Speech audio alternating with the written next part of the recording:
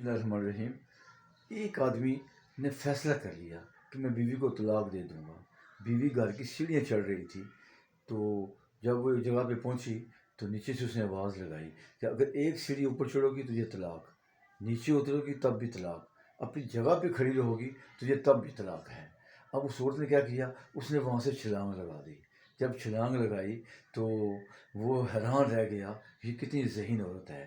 اس نے اسے مخاطب ہو کے کہا کہ میرے ماں باپ تجھ پہ قربان، آج کے زمانے کے اندر امام مالک جو ہیں رحمۃ اللہ علیہ، لوگ ان سے فتویٰ لینے کے لیے آتے ہیں، لیکن مجھے امید ہے کہ جب وہ فوت ہو جائیں گے تو دنیا اہل مدینہ تیرے پاس فتویٰ لینے کے لیے آیا کرے گی کہ تو بہت فقیہ عورت ہے، تو بہت ذہین عورت ہے۔ خاوند اس کی ذہانت پہ حیران رہ گیا، وہ خوش ہو گیا، اس نے طلاق سے اپنے آپ کو پیچھے کر لیا۔